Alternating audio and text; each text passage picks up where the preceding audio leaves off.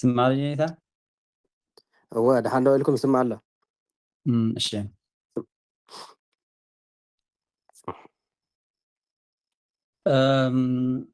በስመ አብ ወወልድ ወመንፈስ ቅዱስ አሃዱ አምላክ በአምሃሪና በግዕዝም ሆኖ አብ ባለበት ሲገባ በስመ አብ ወወልድ ወመንፈስ ቅዱስ አሃዱ አምላክ በአምሃሪና በግዕዝም ሆኖ አብ ባለበት ሲገባ በስመ አብ ወወልድ ወመንፈስ ቅዱስ አሃዱ አምላክ በአምሃሪና በግዕዝም ሆኖ አብ ባለበት ሲገባ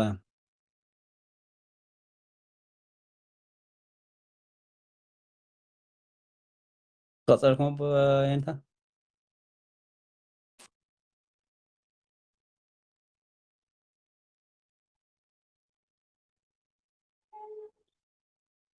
ዲያቆን ድሕሪ ተመይስካ ኣለካ ሓቀይ ብፍላጥ ዲኻ ወላ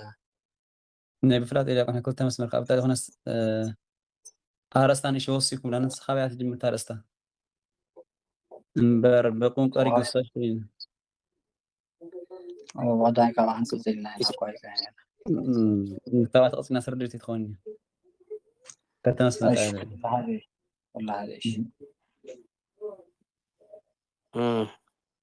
እሺ በአምሃሪና በግዕዝም ሆኖ አ ባለበት ሲገባ ፍዳ ዘአምነ ፍዳ ዘአይቀጸ ሀደገ ጴጥሮስ ንብረተ ስጋሁ ይል በይነ ዘአይመረ ወንጌል ፍዳ እንታይ ፍዳ ዘአምነ ፍዳ ዘአምነ ስላመነ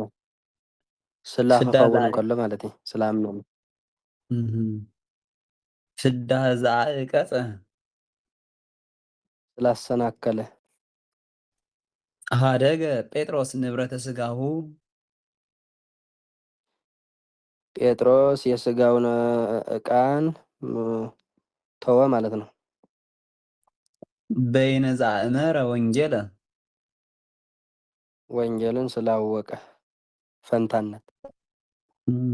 ግን ኣብዚ እንታይ ብዛዕባ እንታይ አ ኮይኑስ እቲ ስለኸኸውን ብኮነ ስላልዩስ እቲ ኣዋጅ ከይወዳእኹም ክመቋሪፅኩሞ ትኾኑ ኣዋጅ ኣብ ላዕሊ እቲ ዝረኣናዮ ሕጂ እንታ ክልተ መስመር ቆይና ነረስ በቆንቀሪ ጉሶች ሲነገሩ ኢላ ነራ እጅታ ርእስተ ካናት እያ እሺ ጀምር ካብኡ ካብዛ በቆንቀሪ ጉሶች ትብል እሺ በቆንቀሪ ጉሶች ሲነገሩ ፍዳ ዘአንበአ ፍዳ ዘአንበረ ዘአእመረ ወንጌለ ይላል። ትክክል ፍዳ ዘአንበአ ስላለቀሰ ፍዳ ዘአእመረ ስላወቀ ተባሂሉ ይፍታሕ ማለት እዩ። ኣብዚ ግን ብዛዕባ እንታይ ነብብ ዘለና ኣብ ቁርበ ብዛዕባ ስደይ እና ወይስ እዛ ቅድሚ ዘንባብ ናይ ዛርእስታ እንዲያ ሕጂ እነዚህም በቆንቀሪ ጉሶች ሲነገሩ በሶስት አርእስ በ12 ሰራዊት በጽድቅ በዋልታ ይነገራሉ። በቆንቀሪ ጉሶች ሲገባ ይሉ ማለት እዩ። ትክክል ሕጂ እንታይ ዘይተረደእትካ ታርእስታ በዓላ እነዚህም በቆንቀሪ ጉሶች ክብል ከሎስ እንታይ እዩ ኣየናይ ማለት በቆንቀሪ በቆንቀሪ ጉሶች ደኣ ኣብ ግእዝን ኣብ ኣምሓርኛን አ ኣብ ዘለዎ ክንገሩ ከለዉ ማለት እዩ። ኣብ ክልቲኡ ኣብ ግእዝ እውን አ ኣብ ኣምሓርኛ እውን አ ኣብ ዘለዎ ግስ ክንገሩ ከለዉ ንምባል ንኣብነት ኣንበኣ አ ዝብል ኣለዎ ሓቀ ኣብ ኣማርኛ ድማ እንታይ ኢና ንብል ኣለቀሰ ንብል ማለት ኣሎ በቆንቀሪ ኢልዎ ዘሎ በቃ ኣብ ክልቲኡ ደው ኢሉ ዝተረፈ ኣማርኛን ኣብ ግእዝን ኣሎ ማለት እንደገና ኣእመረ ክንብል እንከለና ኣብ ኣእመረ ኣሎ ኣወቀ ክንብል እንከለና ኣብ ኣማርኛ እውን ኣሎ ማለት እዩ። ስለዚ ኣብ ከምዚኣቶም ዓይነት ግስ ወዲቖም ከብሉ ከለዉ እዞም ስለዝኾኑ ገባባት እዮም ዝኾኑ ስላ ይኾኑ ማለት እዩ። ኣብ ኣሉታ እውን እንተኾነ ንኣብነት ፍዳ ዘአእመረ ስላወቀ ፍዳ ዘእያእመረ ስላላወቀ ኣብ ኣሉታ ይኹን ኣብ ኣወንታ ኣብ ግእዝን ኣብ ኣማርኛን ኣብ ዘለዎ እዞም ኣገባባት እዚኣቶም እንድሕር ደኣ ወዲቖም እቲ ስለ ዝኸውን ኣገባብ ስላ ተባሂሉ ንኽፍታሕ ይግደድ ማለት እዩ። ስለዚ እቲ በቁንቆሪ ግሶች ኢልዎ ዘሎ በቃ በቁንቆሪ ግሶች ማለትስ ኣብ ግእዝን ኣብ ኣማርኛን ተመሳሳሊ ትርጉም ዘለዎም እቲ ናይ መጀመርታ አ ዝብል ፊደል ዘለዎም ማለት እዩ። እቶም ሰለስተ ኢልዎም ዘለኹ ሰለስተ ኣርእስቲ 12 ሰራዊት ኢልዎም ዘሎ በሶስት ኣርእስቲ ድዩ በ12 ሰራዊት እዮም። ብ12 ሰራዊት ፍሉጥ እዩ። እቶም ብሰለስተ ኣርእስቲ ኢልዎም ዘሎ ነዋልድ ሓደ ወገን፣ ነወዳት ሓደ ወገን፣ ንኣነን ንኣነና ንሕና ከዓ ከም ሓደ ወገን ቆፂሩ ማለት እዩ። ንኣብነት ነወዳት ከም ሓደ ወገን፣ ነወዳት ሓደ ሽኻደኸ ነዋልድ ንኣነን ንሕነን ከዓ ከም ሓደ ማለት እዩ። እሽተን ኣዋልድ ናይ ኣነን ቀረባ ንሕነን ከዓ ተጠቕሊሎም ከም ሓደ ቁፅር ናይ ቀረባ ድዮም ወይስ ናይ ክልቲኡ ናይ ርሕቐት እውን ፍዳ ዝኣኢመራ ስላወቁ ፍዳ ዝኣኢመርክን ስላወቃችሁ ናይ ቀረባን ናይ ርሕቐን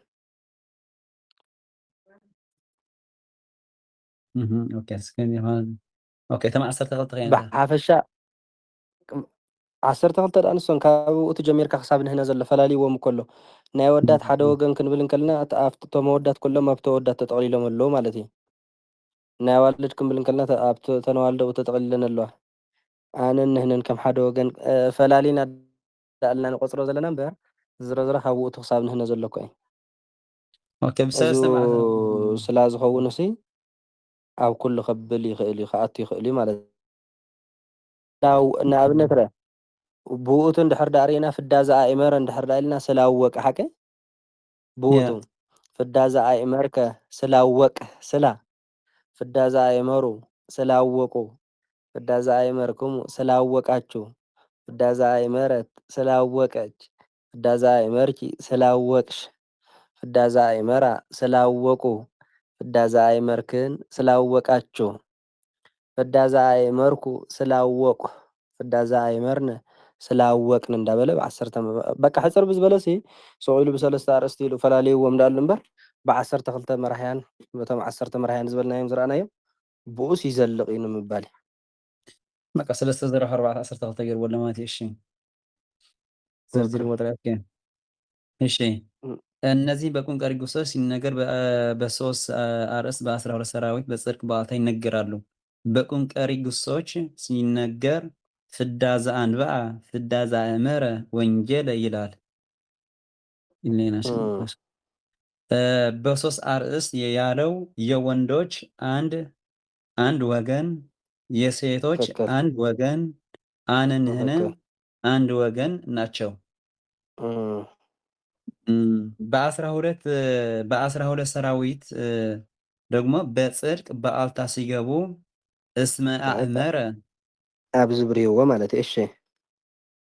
እሺ እስመ አእመረ ስላወቀ እስመ ኢያእመረ ስላላወቀ እስመ አእመርከ ስላወቀ እስመ ኢያእመርከ ስላላወቀ ማለቱን ያሳያል። በቃ ከምዚ እንዳበልካ 12 መራሕያን በአሉታን በአዎንታን ዝለቅ ማለት እዩ። እሺ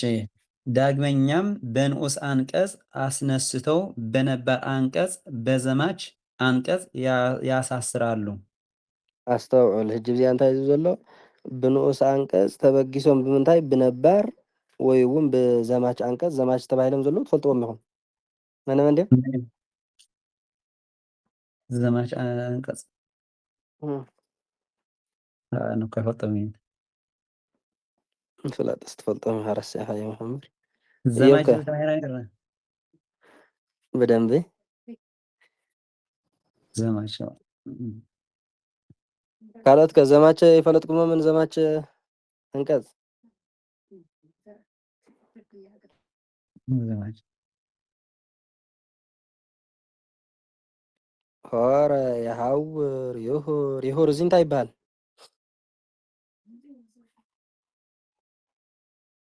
ዘማች አንቀጽ እኮ ዝግሰስ እኮ እዩ ንኡስ አንቀጽ ዘለዎ ኩሉ ዘማች አንቀጽ እዩ ዝበሃል ካብ ክሳብ ዘሎ ማለት እዩ። እሺ ድሓን ንርአዩ በቲ ጀሚሮም ዝሮ ዝሮ ብምንታይ ጀሚሮም ኢልዎ ኣሎ ብንኡስ አንቀጽ ተበጊሶም በንዑስ አንቀጽ አስነስቶ በነባር አንቀጽ በዘማች አንቀጽ ያሳስራሉ። ነባር ዝተባህለ ፈሊጦም ኣለኹም ኢኹም በነባር አንቀጽ በዓል ይቤ ወይስ በዓል ውእቱ በዓል ቦ በዓል አልቦ ኩላቶም እዚኣቶም ማለት እዩ እቶም ነባር ኣናቅጽ ኢልና ዝረአናዮም እቶም ዘይዞምቲ ንኣብነት ቦ ዘማች ኣይበሃል ሓቀ ቦ ይቦቡ ይቡ ይቡ ስለ ዘይብል ዘማች አንቀጽ ኣይበሃል እዚ እንታይ ይበሃል ነባር አንቀጽ ነገደ ግን ዘማች አንቀጽ ይበሃል ማለት እዩ ስለዚ ብንኡስ አንቀጽ ኣጀሚሮም ብዘማችን ብነባርን ከእስሩ ይኽእሉ እዮም ይብለና ኣሎ እሺ ግን ከመይ ኣብዚኣ ቅርብ ስከ ከመይ ማለት እዩ ወይስ ከምፀልካ እንዴ እሺ ከምፀ እንዴ ያሳስራሉ በነባር ሲያሳስሩ መዊቶቱ ለአምላክ እስመ ሞተ አዳም ይላል። ኦኬ ብነባር እዩ ዝብል ዘሎ ፍታሕ እስኪ ብነባር ነባር ዝበሃል መን እዩ ሓንጎልካ ቀረፆሞ ሕጂ ብነባር እዩ ዝብለካ ዘሎ ነባር ኣምፂኻ ካብቶም ነባር ኣናቅጽ ሓደ ጌርካ ፍታሕ ፍትሓያ ነታ ዘላ እጅኻ መዊቶቱ ለኣምላክ ማለት የኣምላክ መሞቱ እስመ ሞተ አዳም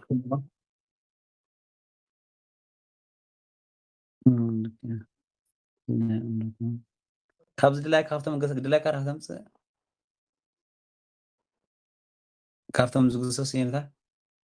እዎ ዝጥዕመካ ምፅእ እስኪ እሺ ለኣምላክ እሳቶም እዮም ሪኢኹም ማለት ዞም ኣገባብዞም ስለ ዝኾነ ጋት ነባር አንቀጽ የመርምሩ እዮም ማለት ኣብኣቶምስ ነባር አንቀጽ ይምርመር እዩ ኦኬ ካብኡ ድላይ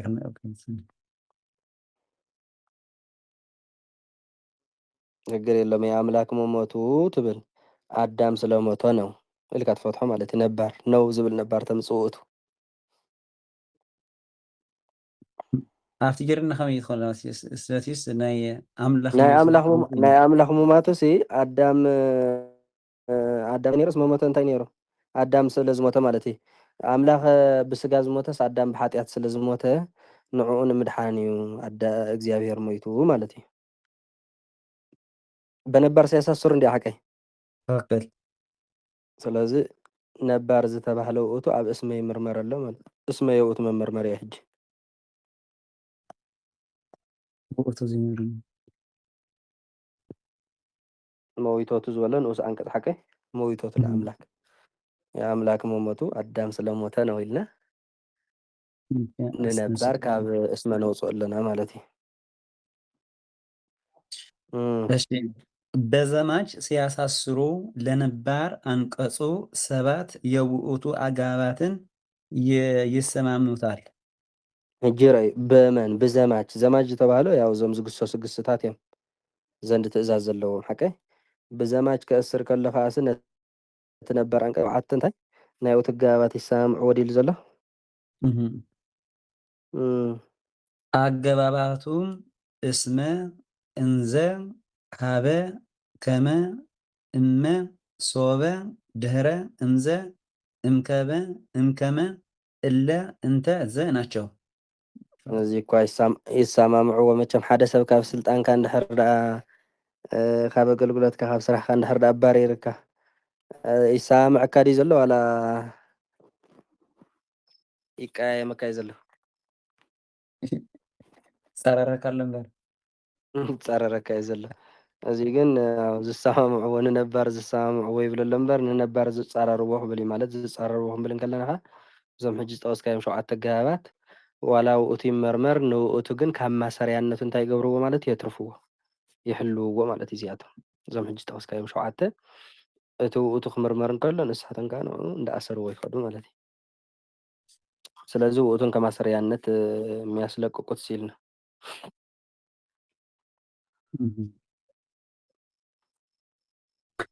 እሺ ይህም መዊቶቱ ለእግዚእነ እስመ ሞተ አዳም ሎቱ ስብሐት ሞክሩ እስኪ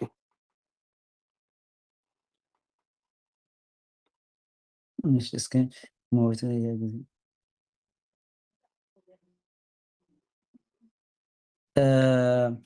ሕጂ እንታይ ኢኹም ክትሪኡ ዘለኹም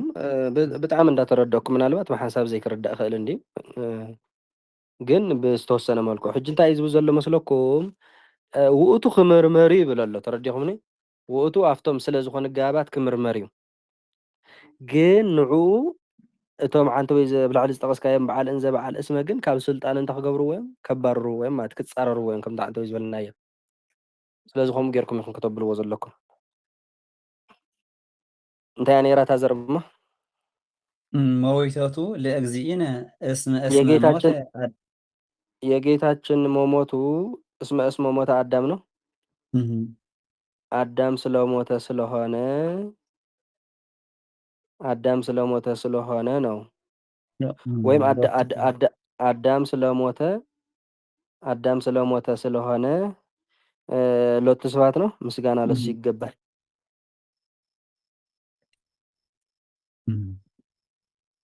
ኦኬ ስለሱ አዳም ስለሞተ ምስጋና ይገባል እሺ ሕጂታ እስመታ እስመ ምስ ሞተ ዘላ ንሳ መራኺት ኣስርታ እስመ ተኣስረጅ ዘላ ኦኬ ተረዲእት ከላ ኦኬ ይስየብህዎ ኩሉ ፍጥረት ለወለ እጓለ እምህያው አምጣነ ሞተ አዳም መዊተቱ በቃ አምጣነ ሞተ አዳም ነው አዳም ስለሞተ ስለሆነ ነው በቃ እዚሁ ትብሁ ብሎ እሺ እፎ ይምህል ሰብ እንዘ በዘመሃለ ለአዳም እግዚእነ መዊተቱ እስክመልስ እፎ ይምህል ሰብ እንዘ በዘመሃለ ለአዳም ለእግዚእነ መዊተቱ እፎ ይምህል ሰው እንዴት ይምላል ምሽልካ እንታይ እስመ በዘመሃለ ነው እንዘ ኢሉስ እንዘ በዘመሃለ ለአዳም እንዘ በዘመሃለ ለአዳም ለእግዚእነ መዊተቱ የጌታ መሞቱ ለአዳም ዝበለ ማለት ለአዳም ስለማለት ሲሆን የጌታ መሞቱ ለእግዚእነ መዊተቱ ዘርፍ ደፊ ማለት ነው የጌታ መሞቱ ለአዳም ስለማለ ሲሆን በዛ ስለ ይኸውን ይሓከ ካብቶም ስለ ዝኾነ ዝረአናዮ በዛ ሓደ ስለዚህ ለአዳም የጌታችን መሞቱ ለአዳም ስለማለት ሲሆን እፎይ ምህል ሰብ ነው ሰው እንዴት ይምላል ነው ተመሳሳሊ አፍቲ በዘው እቲ ምርምረሎ ነኸይ 10 ግን መን ይሕልወሎ እቶም ዝስተምዕዎ ዝበሉ ይፃረርዎ ዝበሉ ናይ መጋባት እንዘ ይሕልወሎ ነው እቲ ማለት እዩ ግልጽ ዲ ግልጽ አፍቲ ፍቺና ቁርብ ከብለና ጽንበር የጌታችን መሞቱ ለአዳም ስለማለት ሲሆን ሰው እንዴት ይምላል ናይ ጎይታ መማተስን አዳም ስለዝመሓለ ስለዝኾነ ሰብ ንምንታይ ይምሕል ማለት እዩ ክንበረኝ ተባልሳ አፋታት ሓስ ከመይ ሓደ ዓይነት ታይኮነትን መስላት ምስተቀዳሚት ንአዳም ስለዝሞተ ዳ ትብዘላ ዋላ ንአዳም ስለዝመሓለ እያ ትብል ዘላ ወታ ቅድማ ዘላ ምርታ ከረይቲ እንታይ ትብል ነይራ ዘራ ይሴብህዎ ኩሉ ፍጥረት ለወልደ እጓለ እምህያው አምጣነ ሞተ አዳም መዊተቱ ሁሉ ፍጥረት ክርስቶስን ያመሰግኑታል ማለት ነው ክርስቶስን ያመሰግኑታል ደልኩም አምጣነ እንተኒ አምጣነ ሞተ አዳም መዊተቱ አምጣነ ሞተ አዳም መዊተቱ ነው አዳም ስለሞተ ስለሆነ መሞቱ ማለት ነው መሞቱ አዳም ስለሞተ ስለሆነ ወዚያ ዘርፍ ደፊ ኮነትን ዘላ እዛ መዊተቱ ትብል ዘላ ናይ ውእቱ ባለቤት ትኾን ዘላ ማለት ሕጂ መሞቱ አዳም ስለሞተ ስለሆነ ያ ትብል ዘላ ታብ ታሕቲ ዘላ ግን የጌታችን መሞቱ ማለት ሕጂ ብሕፅር ዝበለ ትግርኛ ዝተኻልኢት እንታይ ትብላላ ማለት ንአዳም ኢሉ ስለዝሞተ እዮም ኩሉ ፍጥረት ዘመስግኖ ዳ ትብል ዘላ ዋላ أمطانا موت لأدم نو أمطانا مويتوتو أمطانا موت عدام مويتوت. أمطانا موت أدم مويتوتو نو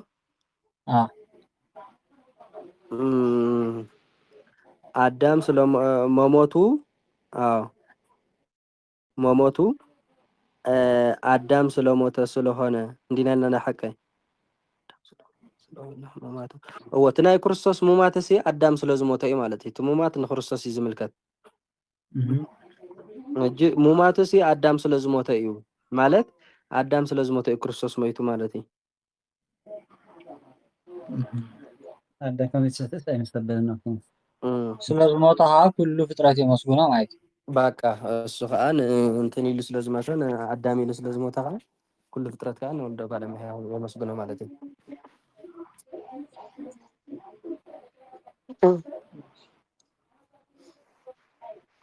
ዋናው ነገሩ እዚ እንታይ እዩ ብዝሰማምዖን ድምፂዎ ዘሎ ትጋባብ ከምኡ ዝኸውን ተረዲእኹም ንዓኹም ብዝጥዕመኩም ጌርኩም ንኸተምፅኡ እዩ ማለት እዩ ተኣብይ ኣገባ ኣብ ቀዳማይቲ ግን ተጠቃሽ መፅያላ ኣብቲኻ ብዘርፊ ደፊ ማለት ኔታ ስቡህ ወይ ዘንዚሮ ኣብቲካ ኣለግዚ ኣብቲካ ነራ ብዘርፊ ላይ ግዚእነ መዊቶ ትኽብል ከሎ ዘርፊ ደፊ ሁሉ ፈጣሪ ብዙስ ናስክም መሞቱ አንዳስ ኦኬ እሺ ርድት ሪያ ዲያቆን ኢዮብ ይንታ ከምዚኣ ገርና ክንፈትሓ ንኽእል ዶኛ ሕጂ ንኣብነት ስለ አዳም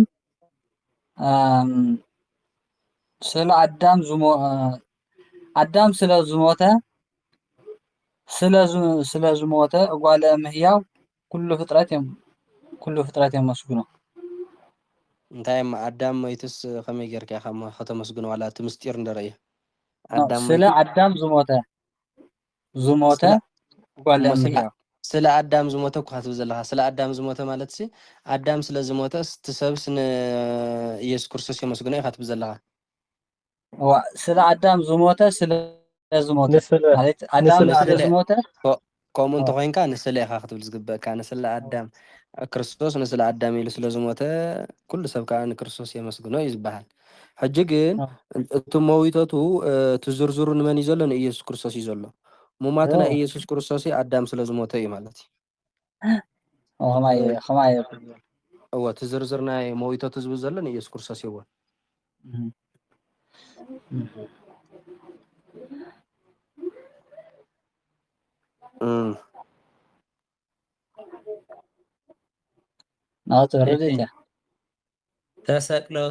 ተሰቅለቱ ለእግዚእነ ሃበ በይነ ዘበልዐ አዳም በለሰ ይበክዩ ጻድቃን ተሰቅለቱ ለእግዚእነ ሃበ በይነ ዘበልዐ አዳም በለሰ ይበክዩ ጻድቃን እስክፈቱ ንፍትሖ እሺ ተሰቅለቱ ለእግዚእነ ኩሎም ስለ ክኾኑ ከለዉ ንሪኦም ዘለና በዘ ስለ ይኸውን በይነ እውን ስለ ይኸውን እጅ በዛ ዝመፃና የዓይነት ዘዴ በኣ ጌርኩም ፍትሕዋን እዚኣ ከዓ ተሰቅለቱ ለእግዚእነ እዚ ዘርፋ አያያዥ የጌታችን መሰቀሉ ትብሉ የጌታችን መሰቀሉ ሃበ በይነ ዘበልዐ አዳም በለሰ ይበክዩ ጻድቃን ግልል አዳም በለስን ስለበላ ከሆነ ዘንድ ትብሉ ዘንድ መቀ ዘላኩም ተሃበ ዝበሎ ማለት እዩ አዳም በለስን ዘበል አዳም በለሰ ነው አዳም በለስን ስለበላ ከሆነ ዘንድ ይበክዩ ሀጣን ያለቅሳሉ ጻድቃን አይደለ ነው ይበክዩ ጻድቃን ያለቅሳሉ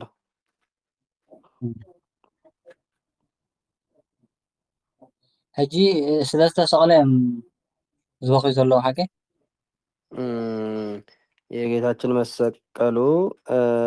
አዳም በለስን ሊነልና ሀቀ ስለበላ ከሆነ ዘንድ ጻድቃን በጣም ጽቡቅ ጻድቃን ያለቅሳሉ ዲ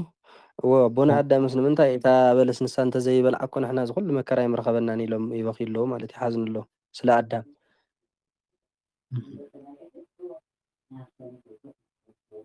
ሪኢኹም እጂ ካብቶም 7 ገባባት ንውእቱ ይሰማምዕዎ ዝበሎ ንውእቱ እንዳኣሰርዎ ይኸዱ ኢና ነርና ሓቀ ኩሎም እስመ ኣሲርዎ እንዘ ኣሲርዎ ሕጂ ሃበይ ይኣስርሎ ማለት እዩ። እዚኦም ኩሎም ንኡቱ ክኣስሩ ዝኽእሉ ገባባት ዓበይቲ ገባባት እዮም።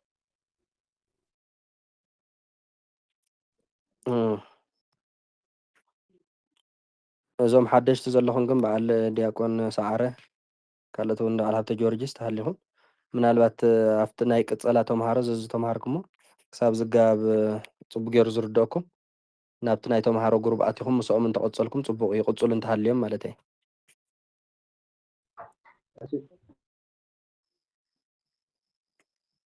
እሺ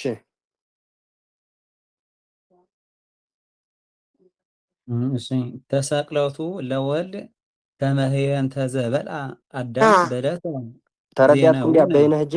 በይነ መርሚራ ኣላ ሓቀይ ሃበ ሓልያታ ኣላ ማለት እዩ። ሆነ ኣብ በይነ ውእቱ ኣሎ ሃበ ከዓ ይሕልዎ ኣሎ። ስለዚ አንተ ወይ ይስማሙታል ዝበለ እንታይ ማለት እዩ ይፃረርዎ ወይ ድማ ይኣስርዎ ኢልኩም ኣርምዎ። እሺ ሳምዕ ዝኮሲ ህዝቦ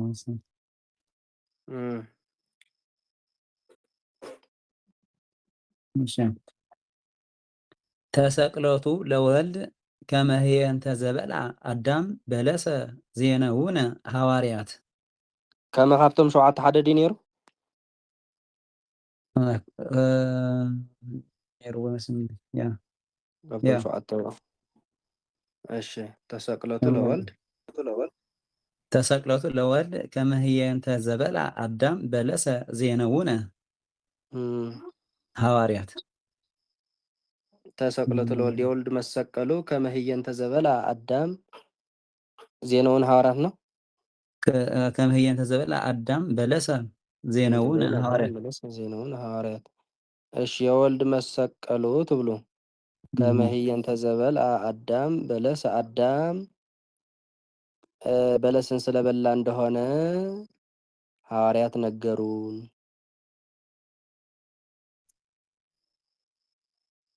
እንቶም 7 ገባባት ነናቶም ፍቺ ሒዞም እዮም ዝመፁ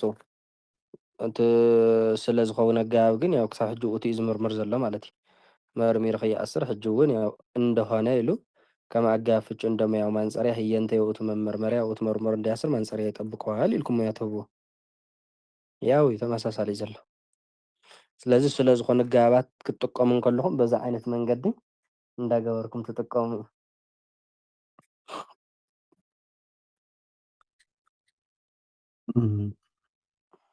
ተሰቅለቱ ለወልድ እምከመ ፍዳ ዘበልዓ አዳም በለሰ ትበጪ ወላዲቱ መልስ እስኪ ተሰቅለቱ ለወልድ እምከመ ፍዳ ዘበልዓ አዳም በለሰ ትበጪ ወላዲቱ ተሰቅለቱ የወልድ መሰቀሉ እምከመ ፍዳ ዘበልዓ አዳም በለሰ ትበክ ወላዲቱ ነው። አዳም በለስን ስለበላ ብድራት ከሆነ ወዲህ እናቱ ታለቅሳለች። እንከመ ከመይ ጌርኩም ፈቲሕኩም ኣለኹ ማለት እንታይ ሸዛ መፅያ ኣላ ከሆነ ወዲህ ትግርና እንታይ እንተኮይኑ ማለት እዩ ትግርና ክትኽእል ትግርኛ በለስ ስለ ዝበልዐ ትግርኛ ከሆነ ድሕሪ ምዃኑ ማለት እዩ። ከሆነ ወዲህ ማለት ድሕሪ ምዃኑ ማለት እዩ። በለስ ስለ ዝበልዐ ድሕሪ ምዃኑ በለስ ስለ ዝበልዐ ስለ ዝኾነ ወይ ከዓ ስለ ዝኾነ ኣዲኡ ትበኪ።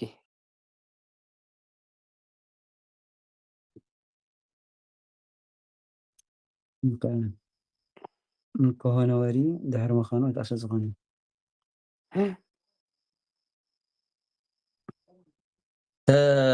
ተሰቅለቱ ለወልድ እምእንበይነ ዘበልዓ ተሰቅለቱ ለወልድ እምእንበይነ ዘበልዓ አዳም በለሰ ይበኪ እምከመ ዝበለ ሕጂ እምከመ ኢልኩም እምከመ ኣገባብ ፍችከ ኢልኩም ሙያው ክትህብዎ ትኽእሉ ኢኹም ወይም ኣገባብ ፍችከ ሙያው ማንፀርያ ኢልኩም ከመ በርከፋች ክትገብርዎ ትኽእሉ ኢኹም ማለት እዩ። እዚ ብክልቲኡ ከመይ እንታይ እምከመ ምሽ ኣሎ ከሆነ ወዲህ ምሽ ኢልና ኣለና ድሕሪ ምዃኑ ምሽ ኢልና ኣለና ኣገባብ ፍችከ ሙያው ማንፀርያ እንድሕር ዳ ኢልኩም ከመ በርከፋች ትገብርዋ እምከመ ኢልኩም ጠቕሊልኩም እንድሕር ሂብኩም እውን ይኸውን እዩ። እምከመ ኣገባብ ፍችከ ሙያው ማንፀርያ ይኸውን እዩ ማለት እዩ። ስለዚ እምከመ ኢልካ ክልካ ከም ማንፀርያ ትብሎ ወይ ከዓ ከ በር ከፋች ትብሎ ማለት እዩ። ኢልካ ማንፀርያ ኢልካ ከመ በር ከፋች ትብለዎ።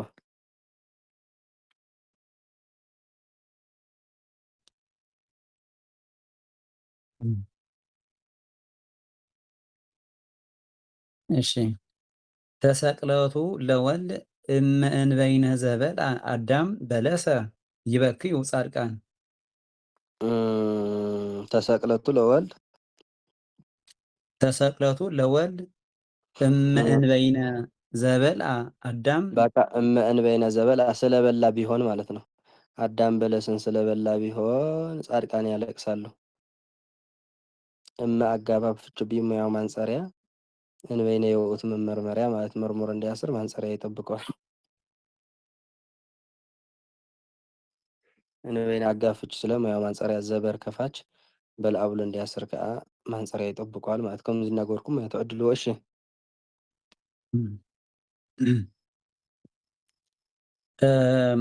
ሶበ ሶበ ከእመ ድህረ እምዘ ከእምከመ ይደራርባሉ እስኪ ይደርባሉ። ሶበ ሶበ ከእመ ሶበ ከእመ እመ እንበይነ ዘበልዐ ዝበሎ ሶበ እንበይነ ዘበልዐ ኢልካ ትድርቦ ማለት እዩ ክመጽእ ይኽእል ኢኹም ኢሉ ሶበ እምከመ ሶበ እመ ዘይኮነስ እመ እንበይነ ዘበልዐ ኣብቲ እመ ዝተነግረሉ ነገሩ እንዲህ ዝብል ዘሎ እመ እንበይነ ዘበልዐ ኣብ ዝበሎ ሶበ እንበይነ ዘበልዐ ኢልካ ምድራብ ይከኣል እዩ ብከምኡ ቢሉ ይፍታሕ ስለ ዝኾነ ሶበ ማለት እዩ። ቀፂሉ መኒ ኦኬ ድህረ እምዘ ከእምከመ ይደረባሉ። እምከመ ፍዳ ዘበልዐ ዲና ኢልና ነርና ሓቀይ ሕጂ ከዓ ድህረ ፍዳ ዘበልዐ ኢልካ ክድረብ ይከኣል እዩ። እቲ ሞያኡ ክልክዕ ከምታ እምከመ ዝበልና ተመሳሳሊ ልክዕ ከምታ እምከመ ዝበልና ማለት ወይ ነፂልካ ከይነፀልካ ከመይ መን ኣሎ ዝንፀለን ዝድብል ነብዚ ሶበ እመ ኢልና ነራ ክልተ ኣገባቢ እኮ ዘሎብቲ አይደለም። ሶበሲ ኣብቲ እመ ዝተነግሮ ንገሮ ማለት እኮ እመ እንበይነ ዘበልዐ ዝበሎ ንእመ ገዲፍካ ንሶበ እቲኻ ሶበ እንበይነ ዘበልዐ ምባል እውን ትኽእል ኢኻ እኮ እዩ ዝብል ዘሎ ኣማርጥ እዩ።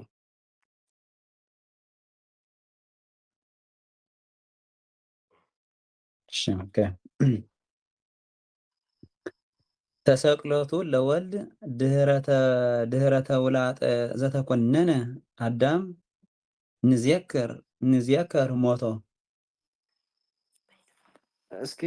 እምዘ ግን ርኢና ነርና ዲና ብላዕሊ እምዘ ዶ ካብቶም ኣገባ ዘውፅእ ዶ ወሪእና ነርና ሕጂ ርኢና ነርና ናይ ኣብ ምሳሌ ዳ ይረአና ግን ከምዝኣቱ እምበር ምሳሌ ዳ እንታይ ካልካ ሶበ ከእምካ ቀፂልካ እንታይ ካልካ ሶበ ከእመ ድህረ እምዘ ከእምከመ ይደረባሉ። ድህረን እምዘ መንዲ ድህረን እምዘን ንኣብነት እምከመ ፍዳ ዘበልዐ ዲና ይረሓቀይ ኣብቲ እምከመ ፍዳ ዘበልዐ እምከመ ገዲፍካ ድህረ ፍዳ ዘበልዐ ክትብል ትኽእል ኢኻ አንድም እምዘ ፍዳ ዘበልዐ እውን ክትብል ትኽእል ኢኻ እዩ ዝብል ዘሎ። ድህረ ፍዳ ዘበልዐ ስለበላ ከሆነ በኋላ እምዘ ፍዳ ዘበልዐ ከበላ ከሆነ በኋላ እንዳበልካ ማለት ኣማርፂ ዝህብ ዘሎ። ስለዚ እቶም ኣገባባትስ ከም ዝሰማምዖን ጌርካ ኣብኡ ክተእትዎ ትኽእል ኢኻ እዩ። ዋና ስርሖም ግን ያው ንውእቱን ምእሳር እዮም።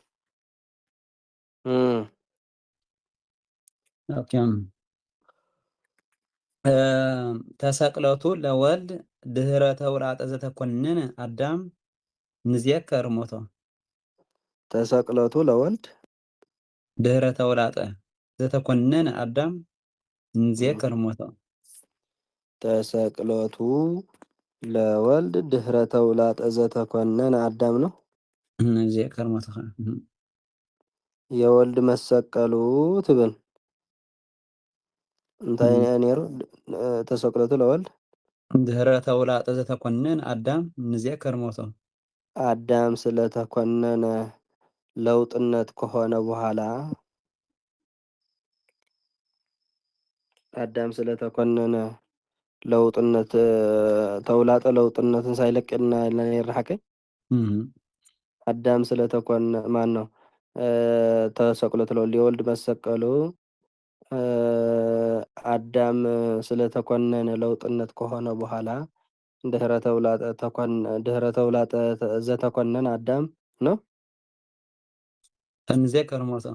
وإذا كنا آدم ذاكر موته يعني تاريخ أربع جورا أخل حمارة تاكوش بكمبر ترسي على مثلا تقبر بلا أثر أبو زي مثلا تقبر الله مش أبو زي مثلا دليل أنس كي ترى كي لا فلي طاح نقول كخب تقبر دليل ريكارد تقبر مش تقبر هذا الشيء موتن الناس بالني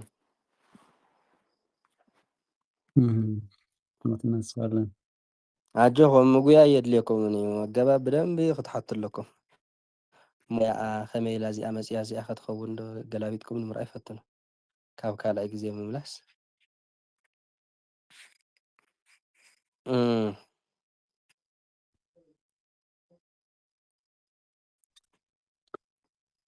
شيء بتنسى كبر بتنسى كبر أجزينا زمت أنا مهالة لأدم مويتوتو አይደለም ንዝየከር ሞቶ በትንሳኤል ከኢኻ ተዓጽ نذاكر ሞቶ ምሽልካ ነርካ በትንሳኤ نذاكر موت 4 نقط جر لي نفس الشيء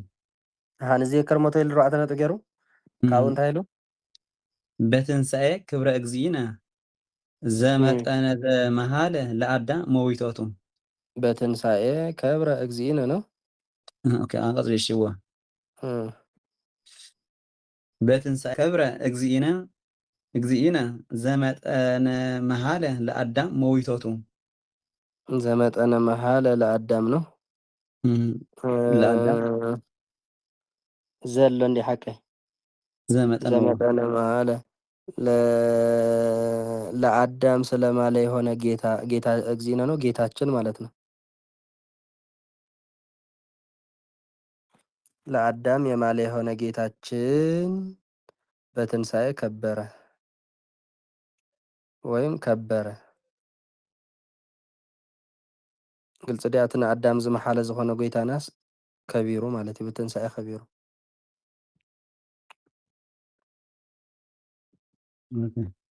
بغص اليوم أزل ما يحتاج زي بقول سلام الله اوكي مثلا هذا اوكي تكوننوا آدم وهيوان إلا في الدع زبل بلسة مويتوتومو ማለት ያሳያል ተኮነኑ አዳም ወሔዋን እለ ፍዳ ዘበሉ በለሰ መዊቶቶሙ እለ ፍዳ ዘበሉ ምንድነው ተኮነኑ አዳምና ሔዋን ተኮነኑ እለ ፍዳ ዘበሉ በለሰ መዊቶቶሙ መሞታቸው በለስን ስለበሉ ብድራት የሆነ አዳምና ሔዋን ተኮነኑ ትግርና ኻይት ሙማቶም በለስ ብምብላዕ ዝኾኑ አዳምን ሔዋንን ተኮኒኖም ማለት እዩ ተፈሪዶም እቶም በለስ በሊዖም ዝሞቱ አዳምን ሔዋንንስ ተኮኒኖም እዩ ከአናዕም ከሎ ትግርኛ جاردتين كالا رسنا هاد اللحظات قربة نزلت كتلو أبزا أنت وين تبع نعيب قربة تبرتني راسا بزار سنود لي مرزا صوبة كأمة دهرة أمزة بالنورة صوبة كأمة دهرة أمزة كم يدرى الربالة بلا قربة هو أما أنا بين زبل عديل كان يركع استغريا أما أنا بين زبل تفكر أما أنا بين زبل أبكن بأما صوبة سكتو صوبة أنا بين زبل በቃ ኣብዚ እማ ኣትይዎ ዘሎ ሲ ካብ ኩሉ ወረቐት እንዳፀሓፍና ንውድኦስ ንእመ መርአ ሰበውን ኣብቲ እመ ኣትይዎ ዘሎ ከኣቱ ይኽእል እዩ ማለት እዩ ረዲሃኒ እመ እንበይነ ዘበል ኣሶበ እመ ቢ ይሆናሉ ኢልና ርኢና ነርና ኢና መስለኒ ለካ ኣይረኣኹም ኣብይ ዘሎ በይጮም ዚ ኣስተያየት ኮይና ኣብ ሞያ ክዕደል ከሎ እናሲ ኣፍቱ እመ ተነጊሩሉ ዘሎ ሶበ እውን ክኣቱ ይኽእል እዩ ኢሉ እንታይ ነይሩ እስኪ ትዝ ዝበለ እስኪ ንገረኒ ሶበ ከእመ ድህረ እንዘ እወ ከመ ይደርባሉ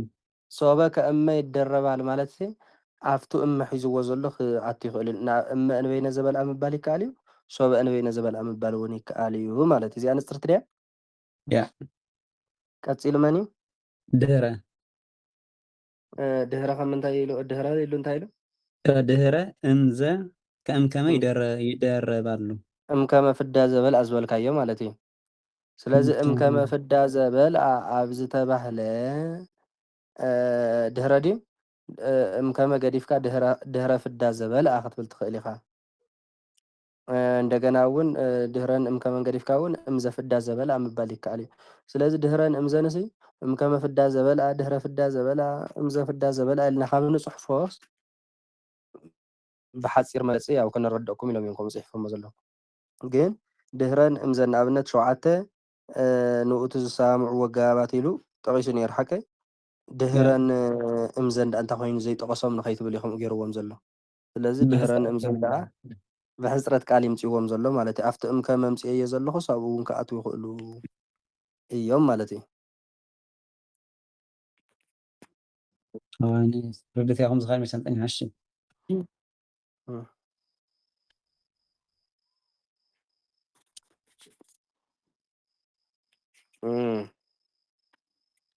ግንኙነት ኣብቲ ሞያ እቲ ትርጉም ቁርቶት ነገርና ፅቡቅ ነይሩ ናይዞም ተደሪቦም ዝመፁ ዘለዉ ናይ እምዘ እምከመ ሓርከ የሸጉርና እምዘ እንታይ ናይ ነርና እምዘ ዲ እዎ እምዘ ፍዳ ዘበልኣ ክብል ከለኒ ናይ ባዕላ በታ እምዘ በታ ክትመፅን ከላ ከ ታዘስ ወርሓንቲ ያስዳ ወርሓንቲ መፅእ ዘላ ማለት እዩ እምዘ ብሓንሳብ ኣጋቢዎ ኦኬ ተእምከመ እኳ ሓይትና ነይረና ኦኬ ድህረ እውን ያው በይኑ ርእሱ ዝካል ኣጋቢ ኋላ ዝብል ማለት እዩ እሺ ካልእ ርዕስ ማለት እዩ እና የሚሆኑ አገባባት አምስት ናቸው እና የሚሆኑ አገባባት አምስት ናቸው እስመ አምጣነ አኮኑ ወሰ ናቸው ሓድሽ ርእሲ ነብል ኣለና ማለት እዩ እና ኣብዚኦም ግን ንኣብነት ስለዚኦም ኩሎም ክንሪኦም ፀኒሕና ሓቀ እዞም ስለ ዝኾኑ ገባባት ኣብ ማንፀርያ ከብሉ ፀኒሖም ኣብ ምንታይ ይወፁ እንድሕር ተባሂሉ ከዓ ንኣብነት ኣብቶም ገቢር ንብሎም ነገራት እውን ክወፁ ይኽእሉ እዮም ስለ ከነውፅእ ንኽእል ኢና ማለት እዩ ንኣብነት በንእም እምን ኣብ ሰፊሕ ቦታ ክወፁ ይኽእሉ ኢልና ሓቀ እዚኦም ስለ ዝብሉ ገባብ ግን ኣብ ገቢር ክወፁ ይኽእሉ እዮም እቶም ኩሎም ብዘይካ እምን ከመን ማለት እዩ በን ማለት እዩ ወይስ ስለ ዝኾኑ ገባባት ኣብ ግእዝ ኣብ ራብዕ ኣብ ሓምስ ኣብ ሳብዕ ኣብቶም ገቢር ንብሎም ኣብኣቶም ክወፁ ይኽእሉ እዮም ንኣብነት በልዓ እክለ በልዓ ከርሰ ስለ ሆድ በላ ኢልካ ካብዚ ከርሰ ስለ ከተውፅእ ትኽእል ኢኻ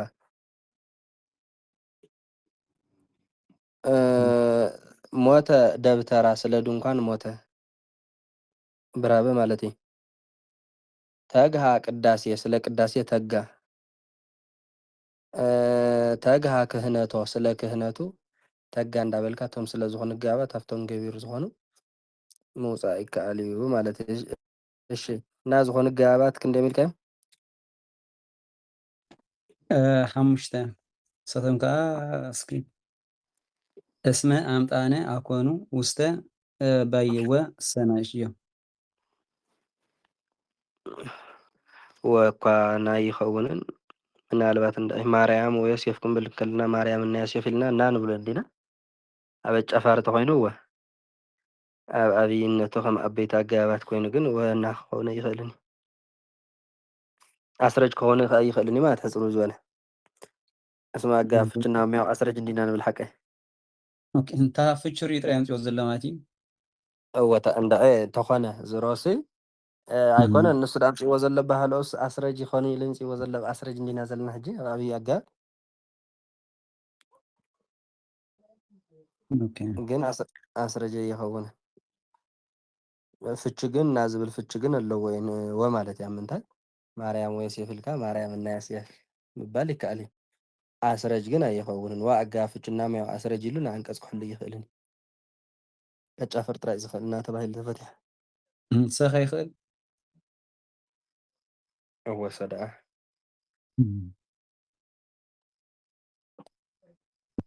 እሺ ከይድ ማለት እሺ እስመ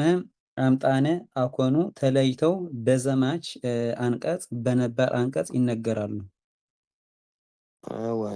ኣተኣታትዎኦም እዩ ዘርእየና ዘሎ ሕጂ ስኡልና ኣስረጂ ይኮነ ኢልና ሽፍነ ቢልና ዘይኮና ክንከይድሲ ኣተኣታትዎኦም ግን እንታይ እዩ ዝብል ዘሎ እስመን ኣምጣነን ኣኮኑን ተፈልዮም ማለት እዚኦም ፍልይ ካብ ዝተፈልዮም ካብ ዝተፈልዮም እንታይ ይንገሩ ማለት እዩ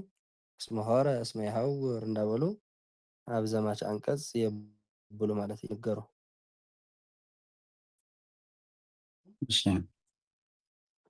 በፊት ተነበው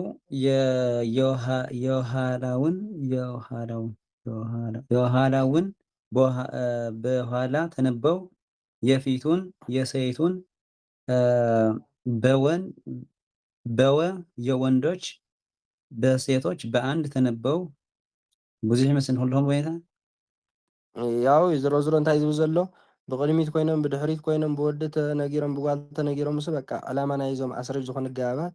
የረድእ እንዲ ዝብል ዘሎ ግን ሓደ ብሓደ እንዳረኣናዮም ንኽድ እሺ ተነበው የብዙን በብዙ ተነበው በመጀመርታ በአንዱ በፊት ተነበው በፊት ተነበው የኋላውን በኋላ ተነበው ጽናት ብቅድሚት ተነቢቦም ነቲ ድሕሪት ዘሎ የፊቱን የሴቱን ኣይትሸኩልን እንደ ጽቡቅ ጌርካ ምብብ በፊት ተነበው ኢልካ መመለስ ኋላ ኢልካ ኋላ ኦኬ በፊት ኢልካ ጀምርሃን በፊት ተነበው የኋላውን በኋላ ኣብዚኣ ግደፍ ኣብዚኣ ደው ትብል እሞ ሾ እዚኣ ምስ ወዳእናካ ትቕፅል ማለት ይኸኣኒ በፊት ተነበቡ በኋላውን ዝብሎ ዘሎ ብቅድሚት ተነቢቦም ነቲ ድሕሪት ዘሎ ቀፅል የፊቱን የሴቱን ኣታ ጽቡቅ ንብብ በልስከ የበንብብ እሺ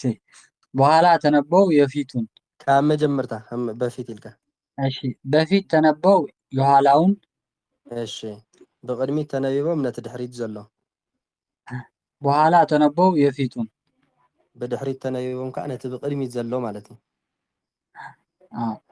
የሴቲቱን በቃ ሕጂ ከምኣ ጌርካ ምብባ መልሳ እሺ ኦኬ በፊት ተነበው የኋላውን ኣብዚኣ ደው ትብል ማለት እዩ ብቅድሚት ተነቢቦምስ ነቲ ድሕሪት ዘሎ ማለት እዩ እሺ በኋላ ተነበው የፊቱን መልካም ከምኣ ጌርካ ኸይ ብድሕሪት ተነቢቦም ከዓ ነቲ ቅድሚት ዘሎ እሺ የሴቱን እወ በወይልዎ ዘሎ ብወንዲ ማለት ናይ ጓል ብወዲ የወንዱን በሴት የወንዱ ነው ናይ ወዲ ብጓል ጽናሕ እዚኣ ናይ ወዲ ብጓል በአንድ ተነበው በአንድ ተነበው የብዙን በብዙ በሓደ ጽናሕ በ አንድ ኣይትሸኩል በአንድ ተነበው የብዙን በሓደ ተነቢቦም ንብዙሓት እሺ የብዙ በብዙ ተነበው ብብዙሕ ተነቢቦም ከዓ ንሓደ የአንዱን የቁርቡን ናይ ቀረባ ብሩሑቅ በቁርቡን የጽድቁን አይደለም የቅርቡን በሩቅ ኢልካ ኣለካ ናይ ቀረባ ብሩሑቅ የጽድቁን በአልታ አይደለም የቅርቡን በሩቅ በቃ ሩቅ ኢልካ ኢኻ ደው ኢልካ ዘለኻ ሕጂ እዚኣ ምስ በልኩ ብድሕሪያ ዘላ ትቕፅል የቅርቡን በሩቅ ማለት ናይ ቀረባ ብርሑቕ ሕጂ ካብኡ እኒኦ ዘለኻ በቅርቡን በካዋካሞ ዘላይታ ከምኡ የለን ረእየ ፅቡቅ ጌርካ በሩቅ የሩቅ ይላልና ፊሎ ለሃርካ በቅርብ ይልካ የሩቁን አለ የሩቁን በቅርብ ይካት በቃ ከምኡ ኢልካ ኢኻ ትቕፅል መጀመርያ የሩቁን የቅርቡን በቅርብ በሩቅ ምሽ ትብል ሽዑናቱ አንጻር ከዓ ናይ ርሑቕ ከዓ ብቐረባ እሺ የጽድቁን በአልታ በቃ ናይ ጽድቂ በአሉታ የአልታውን በጽድቅ ናይ አሉታ ከዓ ብጽድቂ ያስረዳል። የረዱ ማለት እዩ። መን እዮም እዚኦም? እስመ አምጣነ አኮኑ። ስለዚ እዚኣቶም ያው አስረጅ ዝበሃሉ ቀዲምና ከም ዝረአናዮም ኣብ ዝሓለፈ እስመ አምጣነ አኮኑ በቃ ብታዋቂነት እሳቶም ወይ አስረጅ ስለ ዝበሃሉ ዳንበር ብሙሉእ ጋብ ዕላምኡ እንታይ እዩ መረዳእታ ዓይነት ሓሳባት መረዳእታ እዩ ማለት እዩ። ናይዚኦም ፍልይ ዘብሎ ግን እንታይ እዩ ንርሑቕ ብቐረባን ብቐረባ ብርሑቕ ንጓል ብወድን ወዲ ብጓልን ብዙሓት ብሓደ ንሓደ ብብዙሕ እንዳገበሩ እዚኣቶም እንታይ እንዳገበሩ ይኸዱ እንዳረዱ ይኸዱ ማለት እዩ። ሃራይ እሺ ሲያስረዱም ማርያም ተአቢ እምኩሉ ፍጥረት በንጽህና በንጽህና እስመ ይትመሰልዋ መላእክት ማርያም ተአቢ እምኩሉ ፍጥረት እዚኣ ሕጂ እንታይ ካብቲ ብላዕሊ ዘንበብካዮ ማለት እዩ ብርሑቕ ተነቢቦም ዲ ብጓል ተነቢቦም ዲ ማርያም ተአቢ ኢልካ ኣለኻ እምኩሉ ፍጥረት በንጽህና እስመ ይትመሰልዋ መላእክት እንታይ እዚኣ ሕጂ ብምንታይ ተነቢቦም ብምንታይ ወዲኦም ኣለዉ ናይ ርሑቕ ውሻ አይደለም በአንድ ሴት ተነበው በብዙ ወንዶች የረዱ ኣለዉ ማለት እዩ ማርያም ሓንቲ ሰበይቲ ሓቀ በአንድ ሴት ተነበው በብዙ ወንዶች ኢልና ርኢና ነርና ሓቀ ስለዚ ማርያም ተአቢ ክብል እንከሎ ማርያም ሲ ካብ ኩሉ ፍጥረት ተዓቢሉ ኣሎ ብሓንቲ ጓል ጀሚሩ ማለት ብሓንቲ ጓል ኣቢሉ ሽዑ መረዳእታ እንታይ የምፅኡ ማለት እዩ ብንጽህና ካብ ኩሉ ፍጥረት ተዓቢሉ እሞ እስመ ይትማሰልዋ እስመ ኢይትማሰልዋ ነው እስመ ይትማሰልዋ መላእክት ኣይመስልዋትምና ኢሉ ሽዑ ዓፂ ማለት እዩ እዚ እንታይ ይበሃል እጂ ብሓንቲ ጓል ተነቢቦም ብብዙሓት ኣወዳት ከረድእ እንከሎ እዩ መን እስመ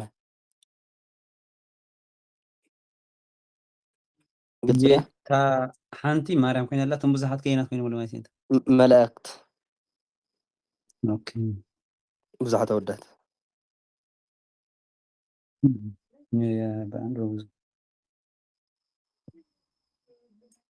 እሺ ተፈቅረ ሙሴ በሃበ እግዚኡ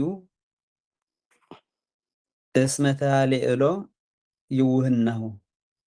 እዚኣ ከንታይ እያ ተፈቅረ ሙሴ ሃበ እግዚኡ በአንድ ጀምሮ ኣሎ እስመን መን ይዘረድእ ዘሎ ተፈቅረ ሙሴ ዝበሎ ብሓደ ወዲ ተናቢቡ ማለት እዩ በአንድ ወንድ ተነቦ በሴት ሲያስረዳ ማለት ነው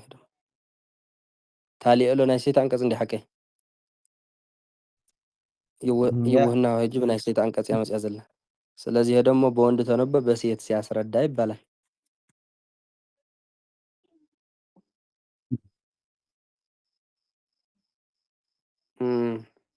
ሐዋርያት መሃሩ ወንጌለ እስመ ይእዝዞሙ ወልድ እዚኣ ከጆ ካስኪ ሐዋርያት በብዙ ተነስቶ ማለት በብዙ ተኸከል መሃሩ ወንጌለ እስመ ይእዝዞሙ ይሁን ብዙ ነው እስመ ይእዝዞሙ ንሓደ ኩዩ እስመ ይእዝዞሙ ወልድ እንዲ ወልድ ይባል በአንድ ጀምሮ በብዙ ጀምሮ በአንድ ማለት በቃ እዚኦም ከዓ በብዙ ጀምሮ በአንድ ሲያስረዱ ማለት ነው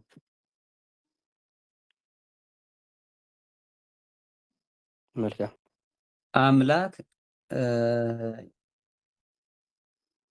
አምላክ ይገብሩ እሳዊ አራኢከ እስመ አንተ ታፈቅር ጽድቅ ንባብ እኮ ሕጂ ኣምላክ ይገብሩ ህሳዊ ኣርዳኢከ እኮ ይበሃልን ይገብሩ ክትብል እንከለኻስ ሓሶት ኣይገበሩን ኢኻ ትብል ዘለኻ። ስለዚ ኣምላክ ይገብሩ ህሳውየ ትገብራ ንበይና ኣርዳኢከ እቶም ተምሃሮኻስ ሓሶት ኣይገበሩን ኢኻ ትብል ዘለኻ። እሺ አምላክ ይገብሩ ህሳውየ አርዳኢከ እስመ አንተ ታፈቅር ጽድቀ መልካም ነው። እሺ ይላል ይልኻል ወላ ይወለ ምሰን ይላል። አስተውል፣ ይህ በተነግረው ሲያስረድ ነው ይልኻል። በተነገረው ፍትላዕለ ወትክክል እሱን ኢና እንዳረኣና ንኸይ ዘለና እዚኣ እንታይ ማለት ብምንታይ ተነቢቦም ብምንታይ ከረድኡ ከለዉ እዮም። አምላክ ይገብሩ ህሳውየ አርዳኢከ አምላክ ሆይ ተማሪዎችህ ውሸትን አላደረጉም። እስመ አንተ ታፈቅር ጽድቅ አንተ እውነትን ትወዳለህና።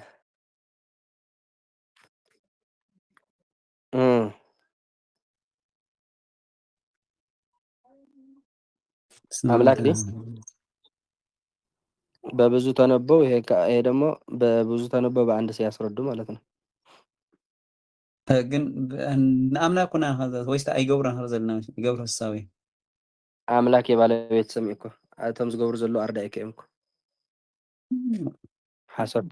ሓሶት ኣይገበሩን ዝበሃሉ ዘለዉ መንዴ እቶም ተምሃሮ እዮም። አምላክ ሆይ አምላክ የባለቤት ስም እዩ። አምላክ ሆይ ተማሪዎቹ ውሸትን አላደረጉም ክንብል እንከልና ተማሪዎቹ ውሸትን አላደረጉም ይልና ምሽዶ እስመ አንተ ታፈቅር አንተ ጽድቅን ትወዳለህና ጽድቅ ደግሞ በአንድ ሲያስረዳ ማለት ነው።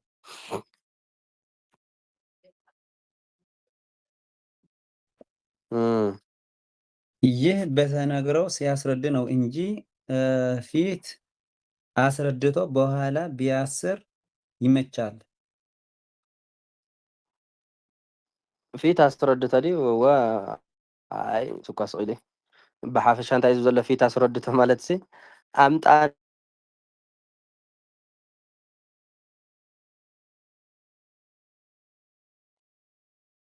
ይስማዕ አለ ወጅ ስምዓ ለ ተቐዋር ተቐኒ እወ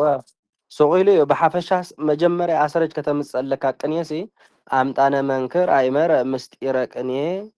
አኮኑ ተምህ ማን አምጣነ መንክር አይመረ ምስጢረ ቅኔ ተነክረ በሃበ ኩሉ ሰብ ኢልካ እንተ ተምፅኦ መሓሸ መጀመርታስ አስረጅ ክመፅእ እንከሎ እቲ ዝበለፀ ነገር እዮም ዝብል ዘሎ። እዚ ግን ብድሌትካ መጀመርታ ማሰርያ ጌርካ አስረጅ ከተምፅእ ትኽእል ኢኻ ዳሕራይ መጀመርያ አስረጅ ጌርካ እውን ድሓር ማሰርያ ከተምፅእ ትኽእል ኢኻ። እዚ ብዝጥዑመካ ማለት እዩ። እሱ ግን እንታይ እዩ ዝጥዑም ዝብል ዘሎ ምናልባት ንዕኡ ጥዒምዎ ይመስለኒ መጀመርታ አስረጅ ክትገብር ከለካ እቲ ዝጥዑም ይብል ኣሎ። ኣብ ቅኔታትኩም ኣብ ቅኔታትና ኩሉ ግን እንታይ አምጣነ ብድሌትና ኢና ነምፅእ ሓቂ መጀመርያ ክመፅእ ክእል እንዲያውም መብዛሕትኡ ግዜ ብድሕሪት ኢና ነምፅኦ ማሰርያ ምስ ገበርካ እዩ አስረጅ ዝመፅእ እና እሱ ግን አስረጅ እንተዝመፅእ ቀዲሙ እዩ ዝብል ዘሎ። እሺ ይህም በአምሃሪና ይታወቃል። በስመ አምጣነ አኮኑ ኢልካ ከጅምር ይኽጋል ማለት እዩ ብደንቢ ኦኬ ነኖ ኣብዚ መብዛሕትኡ ናይ ቅኔ ትሪኦሲ ኣብቲ ብሓፈሻው ካብቲ ናይ ጉባኤ ቃና ገለስ ኣብ ከምዚ ኣነ ስወረብ ካልኣይ ቤት ጥራይ ኮይኑ ዝመዓኒ እዎ ማነ ክተስ እየ ዝብል ዘለኹ መብዛሕትኡ ግዜ ንሱ ኢና ንጥቀም። ሕጂ እንታይ እዩ ዝብል ዘሎ እሱ እቲ ዝበለፀ ነገርስ እንታይ ኢሉ መጀመርያ ረዲኡስ ድሓር እንታይ እስኪ አንብበስ ይህ በተነግረው ሲያስረድ ነው እንጂ ፊት አስረድቶ በኋላ ቢያስር ይመቻል። በቃ ፊት አስረድቶ ማለት እስመ አይመረ መንክር ምስጢረ ቅኔ የሉ ማለት መጀመርታ ረዲኡስ ድሓር እንተዝኣስር ማሰርያ ኣካል ኣይቤት ተዝኸውን መሓሸን የርኢ ዝብሎ ዘለኹምታ ዝብላ ዘሎ እንተኮይኑ ያው በቲ ዝለመድናይ ትኸውንን ግን እንዲያው ንሕና ዝለመድናይ አንፃር እንታይ መጀመርያ ኣቢልና መብዛሕትኡ ግዜ ወይ ካልኣይ ቤት ወይ ሳልሳይ ቤት ኢና ነምፅኦ ኣስረጅ ማለት እዩ። ብሓፈሻ ከጅምር ይከኣል እዩ ማለት ሓለ ከጅምር ይከኣል ብደንብ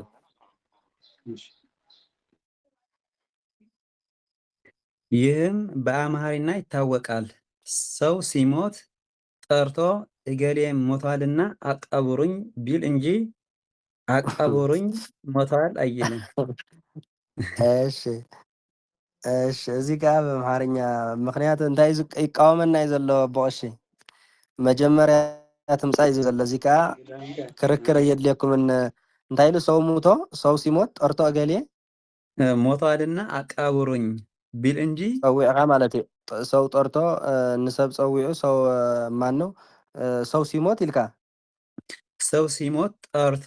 እገሌ ሞቷልና አቃብሩኝ ቢል እንጂ እገሌ ሞይቲ እሞ አቃብሩኒ ክብል ከሎ ዳኣሉ ዝሓይሽ እምበር እገሌ ሞይቲ እሞ አቃብሩኒ ክብል ከሎ እዩ ዝሓይሽ እምበር አቃብሩኝ ሞቷል አይልም። አቃብሩኒ ሞይቲኡ አይብልን ይብላል። ሓቁ ዲ ተሰብሰ እገሌ ሞይቲኡ እሞ አቃብሩኒ ዲ ዝበሃል ወይስ እገሌ አቃብሩኒ ሞይቲ እዩ? እዋ ገሌ ሞይቲ ይቃብሩኒ ይበሃል ግን ሓወይ ቀብሩኒ ድሓን ብንትን ንርአይ ሓወይ ቀብሩኒ ሞይቲ እዩ ዝበሃል ወይስ ሓወይ ሞይቲ እዩ ቀብሩኒ? ሓወይ ሞይቱ መፅቡቅ ኣሎ ከምቲ ዝብሎ ዘሎ በቃ ንሱ መፅቡቅ ኣሎ ከምኡ እዩ ዝብል ዘሎ ከምኡስ ይበሃል እዩ ዝብል ዘሎ ሓወይ ሞይቲ እሞ ቀብሩኒ ክንብል ከለና እኮ ኣስረጅ ንገብር ኣለና ማለት ነረድእ ኣለና ሓወይ ቀብሩኒ ግን ንሕና ኩሉ ግዜ እንታይ ኢና ንብሎ ኣሃው ኣስተቃብሩኒ እሆየ ኣምጣነ ሞተ ኢና ንብል ሓቀ ሓወይ የቃብሩኒ ኣሕዋተይ የቃብሩኒ ሓወይ ሞይቲ እሞ ኢና ንብል እሱ ግን እንታይ እዩ ዝብል ዘሎ ሓወይ ሞይቲ እሞ ቀብሩኒ ከምዛ ትብልዋ ዘለኹም ኣቦቀሲ እዩ ዝብል ዘሎ ዝሮ ዝሮ ብኩሉ ይኸውን ማለት በቢከባቢካ በቢቋንቋካ ዳ እምበር እከለ ሞይቶም እዮም ቀብሩና እውን ይበሃል እዩ ኣብቲ ትርጉም ብዙሕ ዝተፈላለዩ ይብሉ ናብቲ ዘራርባ እዩ ኣብ ዘራርባ እምበር ብክልቲኡ ጥዕሞ እዩ ኣገባብ ክበሃል እንከሎ እኮ ያው ዋላ እቲ ቋንቋ ስርዓት ሓልዩ ንክኸይድ እውን ይሕግዘካ እዩ እሺ ይህንን ስታስረዳ እስመ ልዑል እግዚአብሔር ይሴባህ በሀበ ልዑላን በል ሪኢኹም ኣቦቀሲ መፅያ ሕጂ እስመ ልዑል እግዚአብሔር ከፍ ያለ ነውና ይሴባህ በልዑላን ነው ይሴባህ በሀበ ልዑላን በሚትጎርቡ ኣቦቀሺ በልዑላን ዘንድ ይመሰገናል ማለት እዩ ሪኢኹም ብኣስረ ጀሚሩ ኣሎ ማለት እዩ እስመ ልዑል ኢሉ ጀሚሩ እስመ ልዑል እግዚአብሔር ከፍ ያለ ነውና ይሴባህ በሀበ ልዑላን በልዑላን ዘንድ ይመሰገናል ግን እንታይ ክንብል ከዓ ንኽእል ኢና እግዚአብሔር ይሴባህ በሀበ ልዑላን እስመ ልዑል እውን ክንብል ንኽእል ኢና ማለት እዩ እሱ ግን ያው ብኣስረሽ ክጅምር እንከሎ እቲ ቋንቋ ይስተኻኸል ዝበለፀ ይኸውን እዩ ዝብል ዘሎ ማለት እዩ እወ ከምኡ እውን ይኸውን እዩ ይሴባህ እግዚአብሔር እስመ ልዑል እውን ምባል ይከኣል እዩ ንብል ኣለና ንሕና ከዓ በቢቋንቋኻ እዩ በቢዝጠቕመካ ዘባእስ ነገር ኣይኮነን እዚ እሺ እሺ በመጽሐፍ ያሉ እንደሆነ እስከ እስመ ብዙኃን ያሉ በመጽሐፍ ያሉ እንደሆነ በመጽሐፍ ያሉ እንደሆነ እስመ ብዙኃን እለ ወጠኑ ይንግሩ ወይምሃሩ በእንተ ግብር ዘአምኑ በላዕሌነ በከመ መሃሩነ ካልእ ሎ ምስን ኩሎም በወይንታ ወዝለቀስኪ እሺ እስመ ብዙኃን እለ ወጠኑ ይንግሩ ወይምሃሩ በእንተ ግብር ዘአምኑ በላዕሌነ በከመ መሃሩነ እለ ቀደሙነ ርእይቶ ወተልእክዎ ለቃሉ ወረትአኒ ሊተኒ እትልዎ እምጥንቱ ወጥዩቀ ኩሎ በበመትልው እጽህፍ ለከ ኦ አዚዝ ታኦፊላ ይላል አዚዝ ባ አዚዝ አዚዝ ታኦፊላ ይላል አንብብዋ እስኪ መጽሐፍ ቅዱስ እኮ አንብብዋ እስኪ ብጣዕሚ ጥዕምቲ ቃል እያ ወንጀል ሉቃስ እያ ሉቃስ እንዲያ ሓቀ ያ ብትግርኛ አንብብዎ።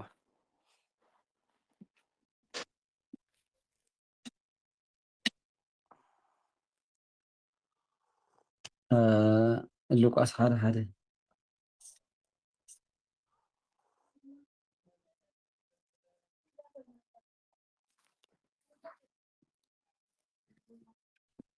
ተውፅኹም ኣለኹ ሪኦም ኣሕዋት እሺ ተኹም ኮይኑ በዚ ከም ዝበልኩ እሺ ወንጌል ሉቃስ ምዕራፍ 1 ፍቕዲ 1 ኦ ክቡር ቴዎፍሎስ ከምቲ ብዙሓት ነቲ ኣቦና ብምልኣት ዝተፈጸመ ነገራት ክጽሕፍ ዝጀመርክዎ ልክዕ ከምቲ ቦቶም ናይ መጀመርታ ናይ ዓይኒ መሰኻኽርን ናይቲ ቃል ኣገልገልትን ኣባና ዝተመሓላለፈ ንዓይ እውን ኣብ ዝሓለፈ ቀረባ ግዜ ነቲ ነገር ካብ መሰረቱ ሒዘ ብጥንቃቐ ምስ መኸርክዎም ናይቲ ዝተምሃርካዮ ነገራት ርግፅነት ኣጸቢቕካ ምእንቲ ክትፈልጥ ኣከታቲለ ክጽሕፈልካ ቁኑዕ ኮይኑ ተረኣየኒ ኣሎ። ብጣዕሚ ጽቡቕ ወረትኣን ሊተን ዝበሎ ማለት እዩ። ህራይ ሕጂ ናብታ ግእዝ ንመለስ። ጽቡቕ ኦኬ በጣም ያር እስመ ብዙ ክንመሳይ ናይነታ ብደንቢ ኣብ መፅሓፍሲ ይርከብ እዩ። ብእስመ ዝጅምርስ ብዙሕ ኣሎ ኢሉ እንዲ ሕጂ እንታይ እዩ ትኽርክር ናቱ እንድሕር ተረዲእኹሞ ኮይንኩም ብኩሉ ይከኣል እዩ ተቃውሞ ይብሉን ኣብዚ ብኩሉ ይከኣል ኢሉ ንሓቀይ በፊትም በኋላም ያስረዳል ኢሉ ሕጂ እንታይ እዩ ዝደሊ ዘሎ ግን እቲ ዝበለፀ ነገር ግን ቀዲምካ ብኣሰረጅ ክትጅምር ከለካ እቲ ዝበለፀ ነገር እዩ ተቃውሞ ጭብጢ ቅሪቡ መጀመርያ ናይ ኣምሓርኛ ጭብጢ ቅሪቡ ማለት እዩ ሰው ሞይቱ ቀብሩን እዩ ዝበሃል እምበር ሰው በቃብሩን ሞይቱ እሞ ይበሃልን ኢሉ እወ ትኽክል ኢልና ተቐቢልና እያ ግን ከዓ ክበሃል ይከኣል ኢልና ብዙሕ ይተዋሕጠትልናን ማለት እዩ እዚኣ ሰይትወሓጠሎም እያ እሞ ካልእ መረዳእታ ከምፀሎም ኢሉ ከዓ ሕጂ ኣብ ወንጀል ዝተፃሕፈ እዩ ዘምፀልና ዘሎ እቲ ወንጀል ዝተፃሕፈ ከዓ እንታይ ዝብል እስመ ብዙሃን እለወጠኑ እሺ እስመ ብዙሃን እለወጠኑ ይንግሩ በቃ ወይምሃሩ የጀመሩ ብዙ ናቸውና እዚያታ ተደል ዘላ ማለት እስመ ብዙሃን እለወጠኑ የጀመሩ ሰዎች ብዙ ናቸውና የፈጸሙ ግን ጥቂቶች ናቸው ማለትም ይቻላል መጨረሻ ላይ ማለት ነው። ስለዚህ ትናቱ ርዲት እንታይ ብኣሰረጅ ክመፅእ እንከሎ ቋንቋ ዝተስተኻኸለ ኮይኑ ይመፅእ እዩ ዝብል ዘሎ ወላ መላዳብ ሲገርና ሃገራ ከምኡ ይጥረን ከም ዝብሎ ዘሎ ትኽክል እዩ ኢልና እኮ ሱዳ ብደንብ በየበቲ ስለ ዝተለምደ ካልኣይ ቤት ገለ ስለ ዘበልና እምበር ኣረዲኻ ንኣብነት መንክር ምስጢረ ቅኔ ኣምጣና ኣይመረ ምስጢረ ተነክረበ ኩሎ መንክር ተነክረበ ኩሎ ኣምጣና ኣይመረ ምስጢረ ማለትም ይቻላል ብኩሉ ዙርያ ጽቡቕ እዩ እሺ ዋላ ካልኣይ እውን ሂብና ለምሳሌ ምሳሌ እስመ ይአምር እግዚአብሔር ፍኖቶሙ ለጻድቃን ወፍኖቶሙሰ ለኃጥአን ትጠፍእ ማለቱን ያሳያል። ወፍኖቶሙሰ ወይ ወፍኖቶም ባይላል እሺ ወፍኖቶሙሰ ለኃጥአን ትጠፍእ ኣቱም ሰባት ስለዚ ኩሉ እምነና ኣለዎ ብዙሕ ስታይ እንዳበሉ ኣስረጅ ጌርኩም ቀዲምኩም ኣስረጅ ጌርኩም ንምፃእ ፈትኑ ብቅኒኹም እስመ ይአምር እግዚአብሔር ፍኖቶሙ ለጻድቃን ነው እግዚአብሔር የጻድቃን መንገዳቸውን ያውቃልና ወፍኖቶሙሰ ለኃጥአን ትጠፍእ የኃጥአን መንገዳቸው ግን ትጠፋለች።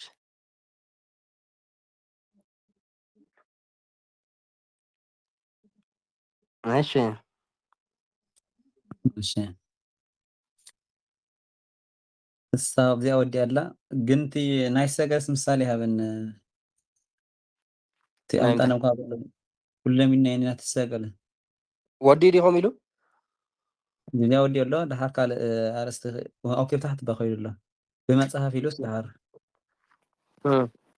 እሺ በፍኖቶም ጠፍእ በዋውየ እስከ 3 ያወርዳሉ ጽንም ይሆናሉ ሕጂ ኣሻሽለ ቀሪያ ኣስረጅ ይኮነት ነብዚ መፅያ ዘላ ፍኖቶም ሰ ክትብል ከላ ሰብ ወይ ደጋም ወይ ኣሻሽለ ቀሪያ ኦኬ ፍኖቶም ክልቴን ዋውየ ክልቴ ደጋም ስለዝኾነ በዋዌ እስከ 3 ያወርዳሉ ጽንም ይሆናሉ። አንቅጥሽ በቅኔ በዋዌ እስከ 3 ያወርዳሉ ጽንም ይሆናሉ። እንጂ ክሳብ 3 ኢልዎ ዘሎ 10 እጅ ዝኾነ ገባባት ማለት እዩ። እንታይ ግን ጽንም ይሆናል። ጽንም እስመ አእመረ አውቋልና ካብ ምባል አውቆ ነበርና ነበር ዝብል ጽንዕ ዝብል እኮ ነበር ዝብል ክንሕውሰሉ ከለና እዩ። ጽኑዕ ብዝኾነ ቋንቋ ማለት እዩ ትግርኛ። እስመ አእመረ አውቆ ነበርና እስመ የአምር ያውቅ ነበርና አወቀ ኣብ ልዕሊ ምባል ነበረ እስመ አእመረ አውቆ ነበርና ማለት ፈሊጡ ነይሩ ዝብል ትግርኛ ክትትብሎ ከለካ ማለት እዩ ጽንዕ ዝበሃል ይስካሊ ማለት እዩ ትወሰሉ ወላ ብደንቢ ተቆጥዒዎም ነይሩ እዩ በደንብ ነይሩ እዩ። ኦኬ ኦኬ ነበር በቅኔም ሆነ በመጽሐፍ 24 ጽን አሉ።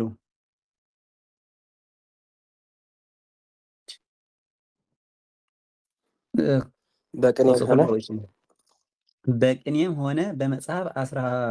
24 ጽን አሉ። ቀዳማይን ካልአይን ማለት እዩ ሓቂ ወደሺ 24 ጽን ያለው ቀዳማይ 12 ካልአይ 12 እስከ ንህነ ነው። እስከ ንህነ ነው ክሳብ ንህነ ዘሎ ማለት እዩ።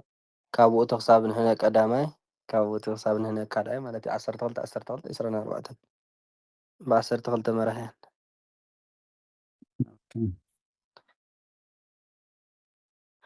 ግን ዝሮ ንምንታይ 24 ኢልዎ እምበር ዘንድን ትእዛዝን እውን ኣሎ 48 ክብሎ ይግባእ እንድሕር ኣብኡ ድምር ኮይኑ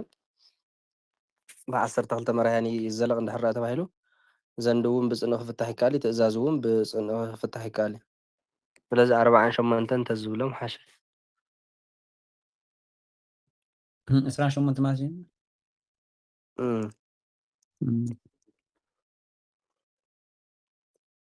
ኦኬ ዘንድና ትእዛዝ ቀርተው ይዋሉ ዘንድና ትእዛዝ ቀርተው 24 ጽን ይሆናሉ። በንዑስ አንቀጽ እንዳሓኒ ሕጂ ይኹነሉ ግን ዘንድን ትእዛዝን እውን ብጽንዕ ይፍታሕ እዩ። እሺ ኦኬ በንዑስ አንቀጽ ነባር ይፈራርቃቸዋል። በንዑስ አንቀጽ ብነባር ይፈራርቃቸዋል ነው ከይ ማለት እዩ ከመይ ይፈራርቁ ማለት እዩ ከመይ ማለት ይፈላለዮም ወይ ፈራርቆም እንዲሉ ዘሎ ከምዚ ይኸውን ይፈላለዮም። ይህም ጊዮርጊስ ርሁብ በልአ ህብስተ ሃይማኖት እስመ ያፈቅር ግብረ ወንጌል ወይኤዞሙ ሥላሴ ወይኤዞሙ ሥላሴ በንዑስ አንቀጽ እንታይ ካልካ ነርካ? ኦኬ በንዑስ አንቀጽ ነባር ይፈራርቃቸዋል። በንዑስ አንቀጽ ነባር ዝተባለ ነባርስ ኣብ ንዑስ አንቀጽ ይምርመር ማለት እዩ። እዚ ከምቲ ኮይንዳ ኦኬ ይምርምር ንምባል እዩ ፈራር ይምርምሮም ማለት ኣብ ዘንደሞስ ነባር ይፈራርቃቸዋል ማለት ይምርምሮም ክብል ከለ ኦኬ ይህም ጊዮርጊስ ርሁብ በልአ ህብስተ ሃይማኖት እስመ ያፈቅር ግብረ ወንጌል ወይዔዝዝዎ ሥላሴ ተርጉም ጊዮርጊስ ርሁብ በልአ ህብስተ ሃይማኖት ጊዮርጊስ ረሃብተኝና ሃይማኖት ህብስትን በላ እስመ ያፈቅር ግብረ ወንጌል ኣብ ላዕሊ ሕጂ በላ እሺ እስመ ያፈቅር ግብረ ወንጌል ወይዔዝዝዎ ሥላሴ አጋእዝቲሁ ወይትቀነይ ወይደክም ወይዔዝዝዎ ሥላሴ አጋእዝቲሁ ወይትቀነይ ወይደክም እስከ ሶስት ያወርዳል ይልና ሪናን ያን ሐቀ ወፍታው ይለነታ በወይ እስከ 3 ያወርዳል። ሰናራደለም ወይ እዝዙ ወዝወለ ጅብ ወጌር ካውርደነ ተአስረጅ እስመ ያፈቅር ግብረ ወንጀል የወንጀል ስራን ይወዳልና ወይ እዙ ወስላሴ ስላሴ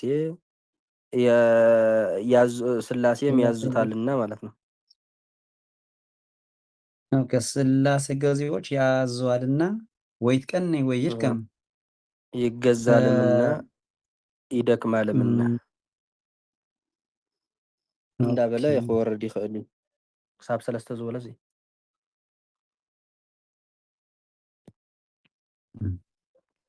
هو قد مجوال هون هنا يركم حان تعتذر داني رستم أبيتي أقواسي ورمي هنا يركم እስከ 3 ያወርዳል ወ አብ ብሩክ የውን ሪናን ያን ይላል ይላል ወይ እዚ ፍየጽም ካብ 3 ላዕሊ ፈጺሙ ክሓልፍ ይኽእልን እሺ ግን ኣብዚያስ ከመይ እታ ሰለስተ ትኾን ዘላ ማለት እዩ ታዛ ወአቢ የእዘማት የለውም ወይ እዝዝዎ ወይ ትቀን ወይ ደክም 3 ወዲ ወይ ያጋጣ ሰለስተ ለም እሺ ወይ ፍየጽም ፍቃዶሙ ቢል አያወርድም ወይ በዛሕ ለ4 ይኸውነሎ ማለት እዩ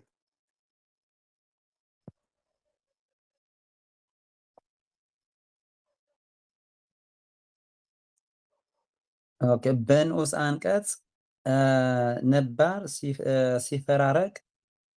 ወይ ይርክም ባለው ወተቀንዮቱ ከመ ይርከብ እሴቶ እንደማለት ነው። ወነባር ዝበለው ወተቀንዮቱ ዲ ከመ ይርከብ እሴቶ ዋጋውን ያገኝ ዘንድ ነው ኢሉ ክምርምር ከሎ እቲ ክምርምር ከሎ ግን ይኸውን እዩ ዝብል ዘሎ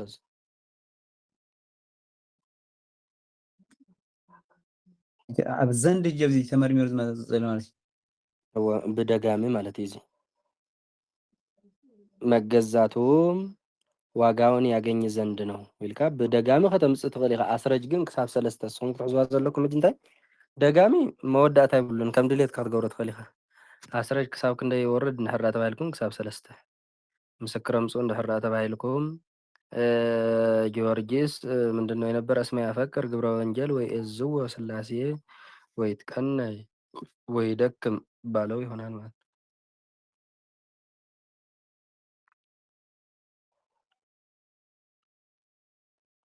እሺ እሺ ከይለና ይነታ አብዛ ቀሰኩም ኮሎም እስመ ያፈቅር ግብረ ወንጀል ወይ እዝዝዎ ስላሴ አጋዚው ወይ ትቀን ወይ ደከም ዝበለ ብትግርኛ ክወርድ ከሎስ ክፍታሕ ከሎስ ክወርድ ባረዳ ብልና እቲ በትግርኛ ዲ እሺ እስመ ያፈቅር ግብረ ወንጀል ናይ ወንጀል ስራሕ ይፈትዩ ወይ እዝዎ ስላሴ አጋዝትዩ ስላሴ ይፈትዩ እሞ ማለት እዩ ይፈትዩ እዩ እሞ ስላሴ ገዛእቱ እውን ይእዝዝዎ እዮም እሞ ወይ ትቀነይ ውእቱ ዋላው ንወስኸሉ ንኽእልና ይግዛእ እዩ እሞ ይደክም እዩ እሞ ሕጂ ናይ ወንጀል ስራሕ ይፈትዩ እሞ ስላሴ እውን ይእዝዝዎ እዮም እሞ ይደክም እዩ እውን እሞ ይግዛእ እዩ እውን እሞ እንዳበልካ ብትግርኛ እኳ ብዙሕ ይጠቕመና እንታ ኣምሓርኛ መረ ከምኡውን ደይኾኑ ከምኡውን እንዲያውም ከም ይሓይሽ ይፈጽም ናይ ወንጀል ስራሕ ይፈትዩ ከምኡውን ስላሴ ይእዝዝዎ እዮም ከምኡውን ይግዛእ እዩ ከምኡውን ይደክም ይኽብል ከሎ ብጣዕሚ ጽቡቕ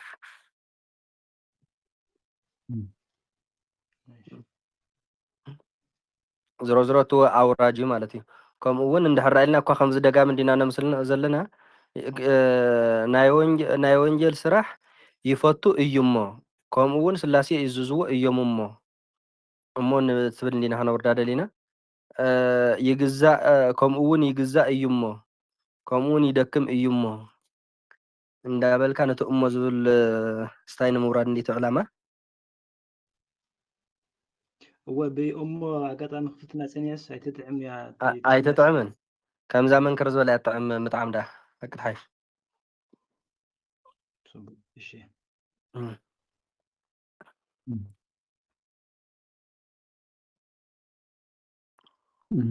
اوكي ኣብዛ ሕጂ ዝኒያ ዝነበርናይታስ ኣብዛ ቅድሚ ብላ ማለት እዩ በንኡስ አንቀጽ ነባር ሲፈራረቅ ወይርክም ባሎ ወተቀንየቱ ከመይር ክብስየቶ ዝበላስ ኣባ ከመይ ከም ይኮን ያላ ማለት እዩ ትነባር ዝተባሃለሲ ካብ ኣየና እዩ ነባር ዳውቱ መገዛቱን ትብል ተቀንየቱ ዝበለ ማለት መገዛቱ ም ተባሂላ ዘላ ውእቱ እዩ ዋጋውን ያገኝ ዘንድ ነው ዋጋውን ያገኝ ዘንድ ነው ህጅ ውእቱ በይምርመረል ኣብ ከመይ ምርመረለ ማለት እዩ ኣብ ይርከብ ማለት እዩ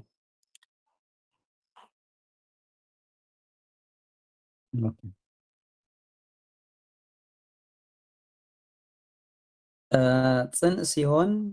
እስመ የሐውሩ በሕግ እግዚአብሔር ይላል የእግዚአብሔር ህግ በህግ ይሄዱ ነበርና ብናይ እግዚአብሔር ህግ ይኸዱ ነይሮም እዮም እሞ ማለት እዩ ብናይ እግዚአብሔር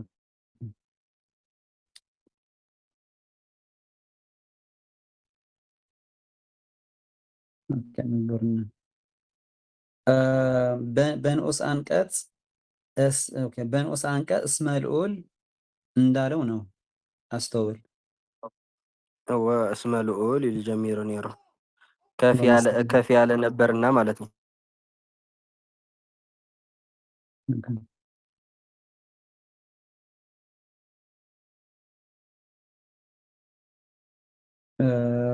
ናይ ሰበ ፅሕነልና ክንቅፅል ወይስ ክልናየት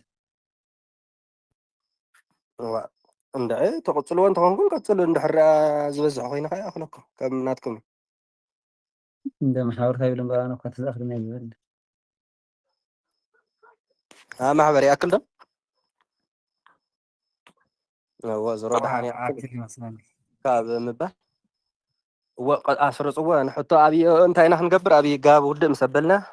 ናይ ኣብዪ ጋብ ሕቶ ከዓ ባእኸላላ ማለት እዩ ንኡስ ውድእ ምስ ኣበልና ናይ ንኡስ ደቂቅ ውድእ ምስ ኣበልና ናይ ደቂቅ ኣብ ጎንጂ ምስ በፃሕና ከዓ ናይ ጎንጂ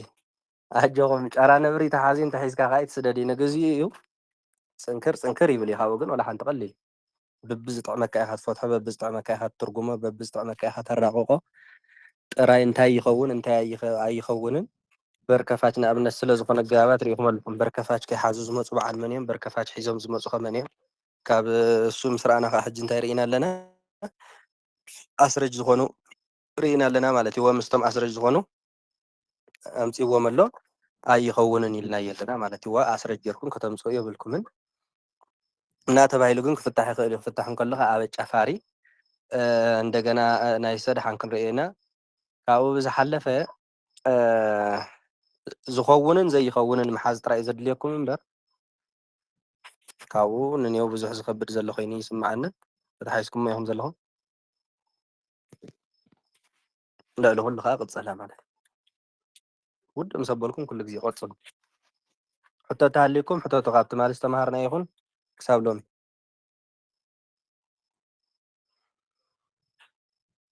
ቅኔ ከዓ ቁፀሩ ፅባሕ ኩልኩም ስማዕለ ዲ ወይ ስማዕለ ቆፂርኩም ምፁ ቆፂርኩም ኣቐድም ኣቢልኩም ተዳሊኹም ኣብታ ሰዓትኩም እፅኡ ኢልኩም ንገሩ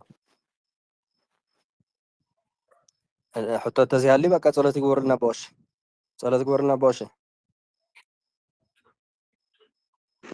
መሻለ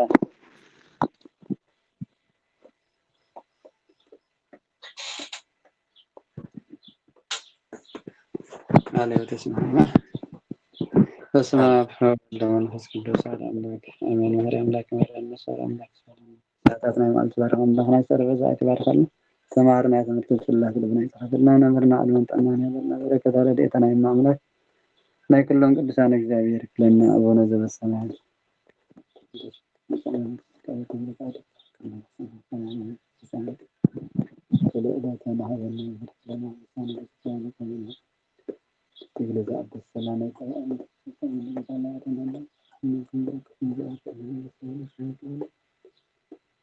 ولا هذا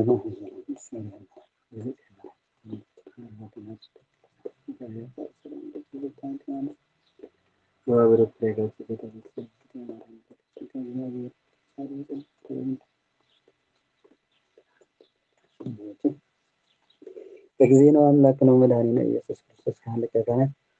ስርዓት በመስተሳለሰ ስልጣነ ዘሆሮም ለአበዊነ ሐዋርያት አበዊ ካህናት አበዊ ዲያቆናት አገር ሰዓት አርባ ሕፃናት ከነብታነ ንጽሐን ለልማነ ለመንግስተ ሰማያት እግዚኦ መሐረነ ክርስቶስ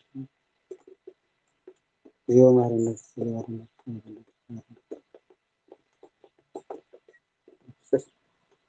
በዛ ኃላፊ መሐረና አዝመጽን ያቅበና ከመሆን በተቤት ነው ማርያም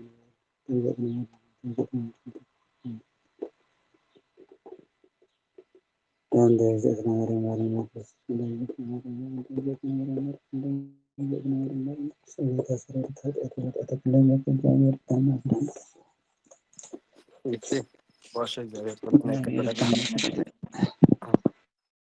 ቀጥሉ በሉ። ሰላም ይረኸበና ጽባሕ